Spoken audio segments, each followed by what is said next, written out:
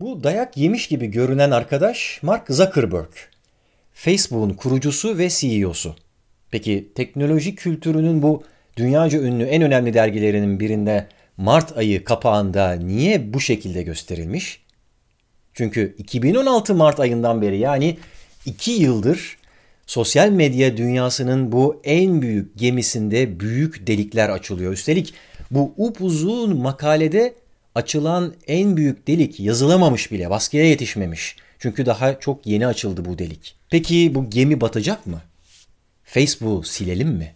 Şimdi koltuklarınıza yaslanın, çünkü Amerika'daki başkanlık seçimlerinden Trump'a, fake news yani yalan habercilikten psikografikle ileri propaganda tekniklerine kadar pek çok konunun yer aldığı karmaşık bir teknolojik hikaye sizi bekliyor. 3, 2, 1. Welcome to the machine. Facebook'u her açtığınızda size özel bir timeline, bir zaman çizelgesi oluşturuluyor. Mesela bakın, bana bir mikrofon reklamı çıktı. Nedense. Bunun nasıl oluşturulduğunu, yani işin püf noktasını tabii ki bilmiyoruz. O bir şirket sırrı. Facebook'un en gizli formülü. Ama 2016'nın Mart ayında, yani gemideki ilk deliklerden biri açıldığında şunu öğrenmiş olduk. Aslında o zaman çizgisinde önümüze çıkan haberlerin tamamı algoritma tarafından otomatik olarak seçilmiyormuş. Facebook'un New York'ta kurduğu bir departmanda çalışan 25 kişilik deneyimli bir gazeteci kadrosundan oluşan bir ekip, basında çıkan haberleri özenle seçerek o algoritmaya yardımcı oluyormuş. Editoryal bir kadronun içerik kalitesini arttırmak için bu tür bir şey yapmasını çok da önemli bulmayabiliriz. Sonuçta henüz kendimizi tümüyle bir yapay zekaya, algoritmalara emanet etmek için erken diye düşünebiliriz. Ama problem şu: İşlemi yapan bu gazetecilerin tamamı aynı görüşte, liberal, yani burada sol kanat diyorlar. Ve bu kişiler Amerika'daki seçim kampanyasında Clinton'ı desteklediler. Olabilir, herkesin bir siyasi görüşü de olabilir, ama bu haber seçimlerini yaparken kendi görüşlerine yakın olan haberlere bir takım öncelikler de yapmışlar sanki. Onları birazcık fazla pompalamışlar. Yani bir çeşit havuz medyasına dönüşmüş Trending Topics. İşte başka bir gazeteci, gerçek bir gazeteci bu skandalı ortaya çıkartınca, bundan 2 yıl kadar önce, Facebook özür üstüne özür diledi. Hemen o departmanı kapattı. Başındaki kişiyi de işten attı ve sonra da karşıt görüşteki, yani Trump destekçisi muhafazakarları Silikon Vadisi'nin kalbindeki Facebook'un merkezine davet edip onların gönlünü almaya çalıştı. Şimdi Amerika Birleşik Devletleri'nde kıyı bölgeler genellikle liberaldir. Bu bölgelerden birinde yer alan Silikon Vadisi'ndeki şirketlerin de neredeyse tamamının çalışanları da, kurucuları da, yöneticileri de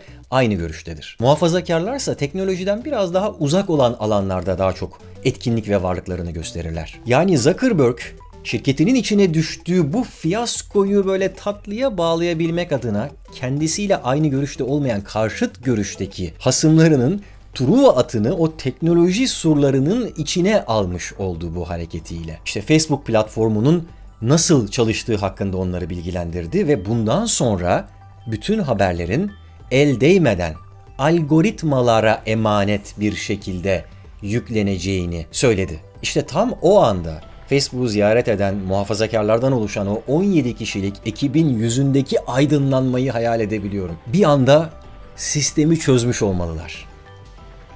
Algoritmalara emanet demek. Bu aydınlanma anından 8 ay sonraya gittiğimizde başkanlık seçimlerini Trump kazandı. Üstelik bu sonuca sadece Amerikalılar ya da dünya değil, onu seçen muhafazakarlar bile şaşırdı. Ve bu sonuca Facebook'un CEO'su Mark Zuckerberg'ün tepkisi pretty crazy demek oldu. Bu arada tam o anda Mark Zuckerberg'ün yüzünde de bir aydınlanma olduğuna eminim. Sebebini videonun sonunda anlayacaksınız. Bak sen şu işe. Oldukça çılgın. Bizim platformun yapabildiklerine bir bak diye düşünmüş olmalı. Zira Trump'ın bu zaferindeki en büyük etkenlerden birinin Facebook platformunu çok iyi kullanmaları ve orada pek de doğru olmayan, doğruluğu tartışılır fake news türündeki haberlerin çokça paylaşılması olarak gösteriliyor. Live more. Connect more. Peki bu haberler nasıl yayınlandı? Facebook geriye dönük olarak kendi içinde bu araştırmayı yaptı ve 2017'nin Eylül ayında açıkladı. Büyük bir Rus sermaye grubu Amerikalı oy verenleri hedefleyerek 3000 tane reklam yayınlamış. Bir ay sonra 2017'nin Ekim ayında Jonathan Albright adında başka bir araştırmacı toplam 6 farklı Rus kaynağından propaganda amaçlı haberlerin yayınlandığını ve bu haberlerin Facebook'ta 340 milyon kez paylaşıldığını buldu. Yani 325 milyonluk Amerika'nın toplam nüfusundan daha fazla kez paylaşılmış. Hatta Rusların Facebook üzerindeki bu etkisi HBO'da yayınlanan Silikon Vadisi dizisinin jeneriğine bile yansıdı. Bu arada 2014'te Emmy ödüllerine de aday olan bu 3 boyutlu izometrik videonun tasarımcısı İstanbul'da yaşayan Mehmet Kızılay'dır ama bugünkü konumuz jenerik tasarımı değil, toplum tasarımı. Bir sosyal medya platformu kullanılarak toplum mühendisliği yapılabilir mi? Yapılabilirse nasıl? Tabii ki bilgiyle. Connect more. Travel more. Share more. Amerika'da yaşayan ve Facebook kullanan 50 milyon seçmenin bilgisi onların izni olmaksızın Trump'ın seçim kampanyasında kullanılmış. Ürkütücü değil mi? En az kediniz olmamasına rağmen Facebook yüklü telefonunuzun yanında kedi mamasından bahsedince karşınıza kedi maması reklamı çıkması kadar ürkütücü. Black Mirror dizisi seviyesinde ürkütücü. Gerçekten de bundan sonra anlatacaklarım Black Mirror Kara Ayna dizisinin bir bölümü olabilir. Başrollerinde de Bond filmlerinde görmeye alışık olduğumuz türden bir kötü, zengin bir şirket patronu var. Game begin.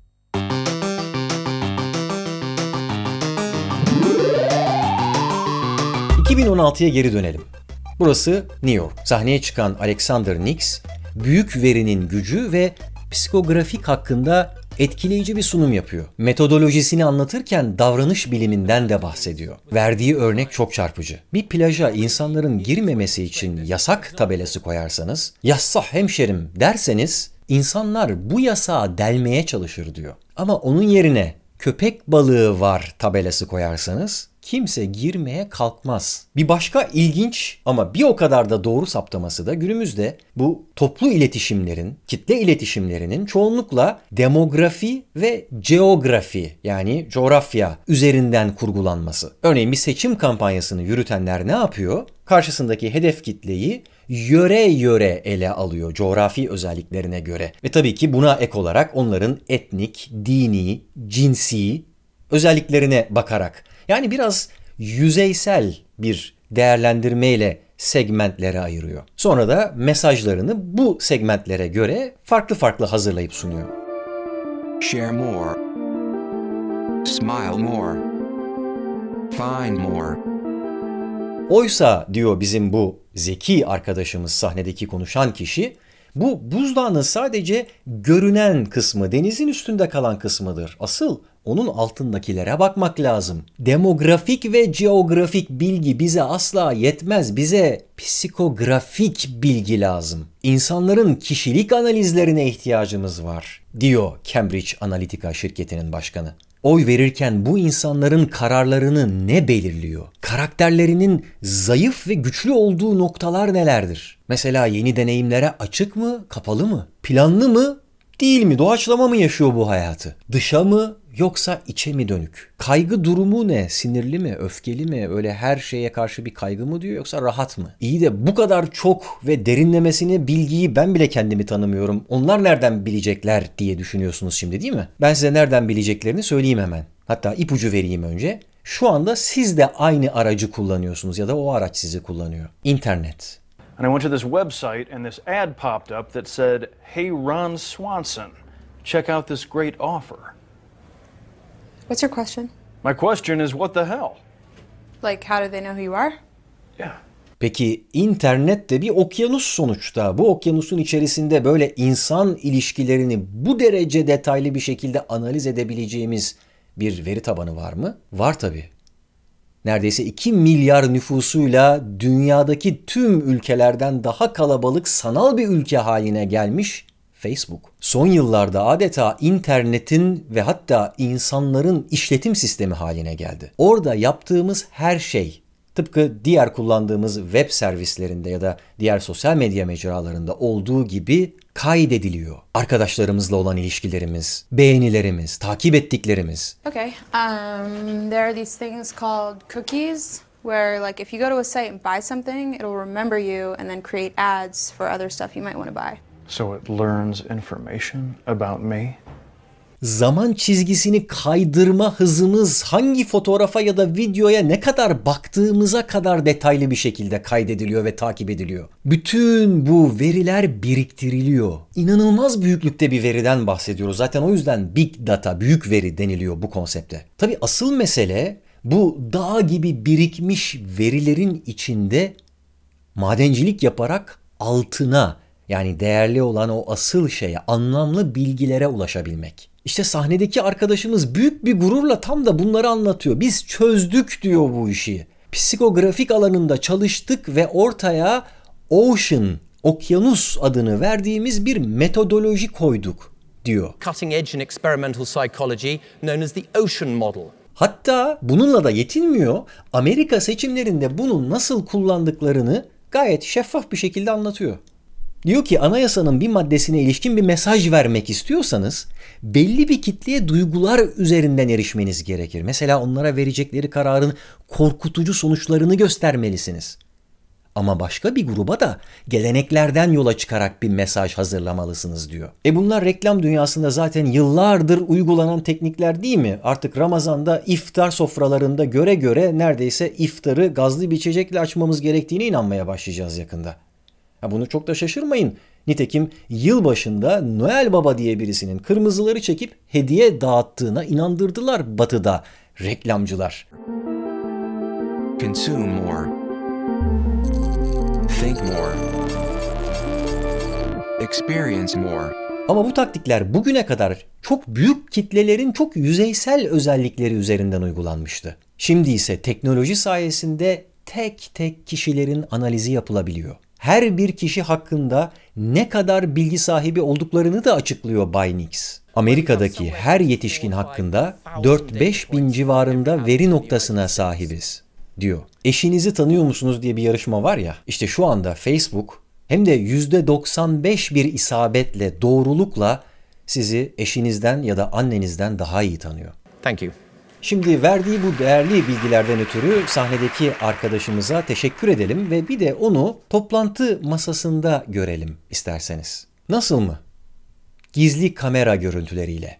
Bir gazeteci potansiyel bir müşteri kılığına girerek az önce sahnede gördüğümüz kişinin başkanı olduğu Cambridge Analytica şirketiyle irtibata geçiyor. Sri Lanka'da yapılacak olan seçimler için birlikte çalışabilir miyiz diye. Bunlar tabii ki büyük bir hevesle görüşmeye başlıyorlar. Görüşmeler devam ediyor. 4 ay sürüyor farklı oturumlarla ve en sonunda da büyük patronla, yani az önce sahnede gördüğümüz kişiyle bir yemek toplantısı organize ediliyor. Artık son kez görüşülecek, ikna edilecek ve Sri Lanka seçimlerini Cambridge Analytica alacak ümidiyle bu toplantıya gelen başkana gazeteci, tabii aslında müşteri kılığındaki gazeteci, seçimde yarışan diğer rakipler hakkında ne yapacaklarını soruyor. Nasıl bir strateji izleyeceklerini. Zengin bir geliştiriciyi göndeririz. O da seçimlerdeki o diğer adaya yüklü bir miktar para teklifinde bulunur. Karşılığında da arazi ister mesela. Tüm bunları gizli kameralarla kaydederiz. Ve o adayın yüzünü kapatıp videolarını internete koyarız. Adayın evine bazı kızlar göndeririz. Bu konuda geçmişte pek çok şey yaptık. Söyleyince kulağa ürkütücü geldiğini biliyorum ama bunlar doğru olması gereken şeyler değil. Yeter ki onlar, yani seçmenler demek istiyor, İnansınlar. Remember more. See more. Share more. Remember more. Bu taktikleri daha önce de uygulamışlar ve başarılı bir şekilde yürütmüş,ler. Sadece Amerika'da değil, Afrika'da, mesela Kenya'daki seçimlerde, Meksika'da, Malezya'da, şimdi de Brezilya'dakine hazırlanıyorlarmış. 2013-2017 arasında Kenya'da çalıştık. Tüm partinin 2 kez kurumsal marka çalışmasını yaptık. Partinin manifestosunu, tüm konuşmalarını yazdık. Kampanyanın bütün parçalarını biz sahneye koyduk. Tüm bunları yaparken propaganda olduğunu hissettirmemek gerekiyor.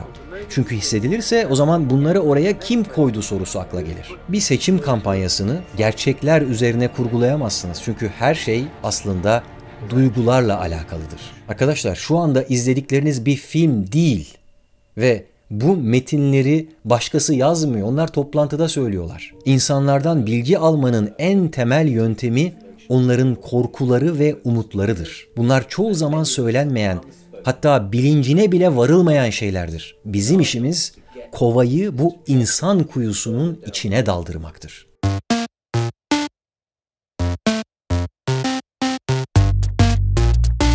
Kara aynadan yansıyan korku diye bir video yapmıştım geçen yıl, hatırlıyor musunuz? Black Mirror dizisinin geçen sezonunda yayınlanan çok çarpıcı bir bölümü analiz etmiştim. En güçlü askeri silahtan bahsediyordu o bölümde. You see mass? Well, that's the ultimate military weapon.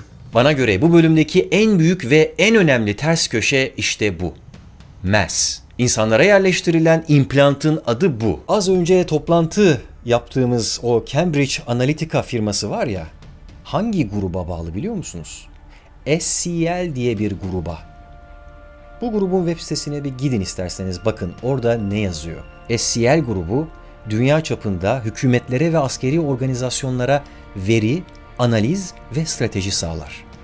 25 yıldan uzun bir süredir 60'tan fazla ülkede toplumsal değişim ve savunma amacıyla davranışsal değişim programları uygulamıştır. Bu skandallar ortaya çıkmadan önce web sitesinde Cambridge Analytica'nın da linki vardı. Şu anda bulamadım, kaldırmışlar büyük bir ihtimalle, ama Wikipedia'da hala bu gruba bağlı olduğunu Cambridge Analytica'nın görebilirsiniz siz de. İşte Black Mirror'daki mass, yani mass media artık sosyal medya. Mass. En güçlü askeri silah bu aslında. İstihbarata yardım ediyor. Nişan almana, iletişimine, şartlanmana. Hayatın garip bir cilvesini daha size göstereyim mi? Black Mirror dizisi şu anda Netflix'te yayınlanıyor ama ondan önce ilk kez yayınlanmaya başladığı kanalı biliyor musunuz? Channel 4'da yayınlanmaya başlandı. 4. kanal. Hatırladınız mı? Cambridge Analytica'nın maskesini düşüren o nefis araştırmacı gazeteciliği yapan Channel 4. Gerçekle kurgunun iç içe geçtiği, birbirine karışmaya başladığı bir dünyada yaşamaya başlıyoruz artık arkadaşlar. İşte Cambridge Analytica diye bir şirket çıkıyor ve sosyal medyanın kalesi olarak kabul ettiğimiz ya da öyle düşündüğümüz Facebook'tan illegal yöntemlerle elde ettiği 50 milyon kişinin verisini kullanarak seçimlerin sonucunu etkileyecek stratejiler geliştiriyor. Şimdilik Black Mirror'ın o bölümünde olduğu gibi 50 milyon kişinin her birisinin gözüne öyle bir cihaz takamıyor belki, ama ne fark eder ki telefonunu her açtığında onun umutlarını ya da korkularını harekete geçirecek mesajların gözüne gelmesini sağlıyor. Üstelik bütün bunları yaparken de o mesajların bir propaganda gibi gözükmemesine özel bir gayret sarf ediyor. Yani manipüle ediyor. Siz interneti kullanıp bilgi alma özgürlüğünüzü yaşadığınızı düşünürken o sizi kullanıyor. Plaja girmemeniz için size yasaktır tabelasını göstermek yerine burada köpek balığı var yalanıyla sizi korkutuyor. Böylesine büyük bir manipülasyona izin verdiği ve o 50 milyon kişinin datasına, verisine sahip çıkamadığı için tüm dünyada delete Facebook, yani Facebook'u sil diye bir hareket başladı. Hatta bu eleştiri dalgasına etki gücü çok yüksek insanlardan bir tanesi olan Elon Musk da katıldı. Hatta katılınca bizim uyanık vatandaşlarımızdan birisi Serdar, sosyal medyadan Elon Musk'ın mesajına "Adamsan senin şirketin SpaceX de Facebook'ta, hadi bakalım sil onu" dedi. Elon Musk da bu mesajı gördü, cevap verdi ve SpaceX'in Facebook sayfasını sildirdi. Herkes gösterisini yaptı. Değil mi? Mutluyuz. Peki bu bir çözüm mü? Sonuçta Elon Musk şirketinin ve kendisinin başarılarını hala büyük bir gururla Instagram'da paylaşmaya devam ediyor. Facebook sadece bir tabela. Beğenmiyorsanız siz de silin tabii. Ama tek çözüm bu değil. Şimdi şu kapağa tekrar bakalım. Facebook'un kurucusunun Mark Zuckerberg'ün gizliden gizliye 2020'deki başkanlık seçimlerine hazırlık yapmaya başladığını biliyor muydunuz? Ne de olsa kendisinin elinde 50 milyon kişinin değil 2 milyar kişinin bilgisi var. Bu kapağa, bu tabelaya bir de bu gözle bakın. Böyle okumaya çalışın. Sadece Facebook mu sizden bir şeyler toplamaya çalışıyor zannediyorsunuz? Instagram kime ait? Peki ya WhatsApp? Google'da yaptığımız aramalar kaydedilmiyor mu? YouTube'da bu videoyu izledikten sonra size önerilen videolar kısmı nasıl oluşturuluyor zannediyoruz? Peki tüm hesaplarımızı kapatıp bilgisayarımızı da çöpe mi atalım? Dude, if you think that's bad, go to Google Earth and type in your address.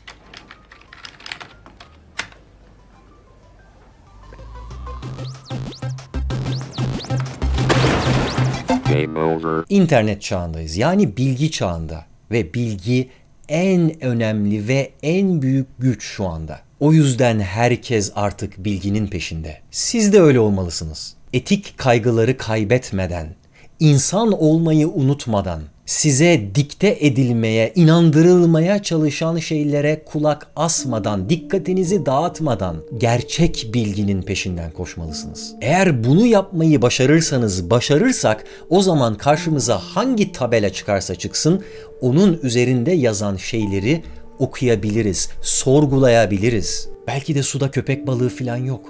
Sadece birileri uydurduğu yalanlarla sizin gözünüzü korkutup o okyanusa, o doğru, gerçek bilgi okyanusuna dalmanıza engel olmaya çalışıyor. System shut down. See more.